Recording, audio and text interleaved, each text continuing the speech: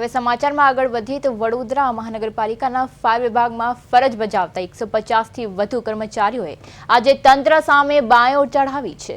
છેલ્લા ઘણા સમયથી અનિયમિત પગાર અને આર્થિક ખેંચતાણને કારણે કંટાળેલા ફાયરના લશ્કરો આખરે હડતાળ પર ઉતરી ગયા છે। સતત રજૂઆતો કરવા છતાં તંત્ર દ્વારા કોઈ નક્કર ઉકેલ ન આવતા જવાનોએ વિરોધનું શસ્ત્ર ઉકામ્યું છે।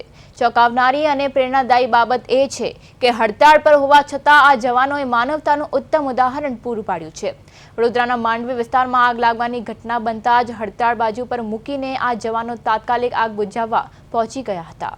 જવાનોની એક જ વેદના છે કે અમે બીજાના ઘરે બચાવીએ છીએ, પણ અનિયમિત પગારને કારણે અમારા પોતાના ઘરનું ગુજરાન ચલાવવું હવે અશક્ય બની રહ્યું છે। હાલમાં ફાયર વિભાગના આક્રોશને જોતા તંત્ર હવે શું પગલાં ભરે છે તે જોવાનું રહ્યું છે। અત્યારે જે છોકરા 8 વર્ષ 10 વર્ષ ને 15 વર્ષથી ફરજ બજાવે છે ફાયર બ્રિગેડમાં, જે એમના જીવના જોખમ પર આજે ફાયર ટેન્ડર કે કોઈ બી રેસ્ક્યુ કોલ હોય કે પાણીનો કોલ હોય એમાં છોકરાઓ બધા હાજર હોય છે અને 48 કલાક 24 કલાક નોકરીઓ કરતા હોય છે।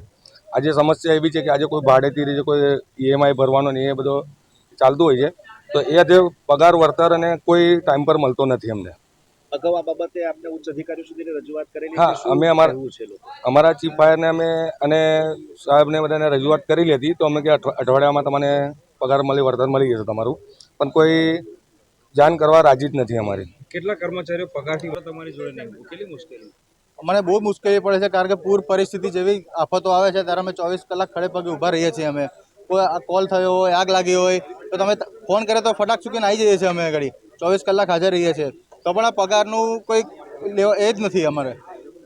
અતિ આવશ્યક સેવામાં તમે આવો છો, સરકાર હવે કરાર આધારિત ભરતી કરી રહી છે, કેટલું યોગ્ય છે? કેમ કે તમે જ લોકો નહીં હો તો મુશ્કેલીમાંથી વડોદરાના નાગરિકોને બહાર કોણ લાવશે?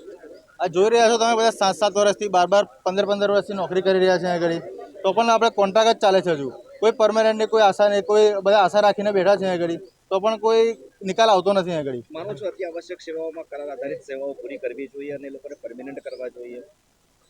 તો પરમેનન્ટ તો કરવા જ જોઈએ, પણ આ તો 7-7 વર્ષથી આ લોકો નોકરી કરે છે, બધા આશા રાખીને બેઠા છે આગળ। વડોદરા શહેરના સર્વ નગરજનોને દુઃખ થાય છે કે આજે આ કર્મચારીઓ માટે રજૂઆત કરવી પડે છે, એમની સાથે લડત લડવી પડે છે, કારણ કે આ જ યોદ્ધાઓ ફાયર ફાઇટરો છે, જે જ્યારે શહેરને મુસીબત હોય છે ત્યારે અગ્રેસર સૌથી પહેલાં પહોંચીને જે કોઈ પણ ઘટના હોય છે એના પર કાબૂ મેળવે છે।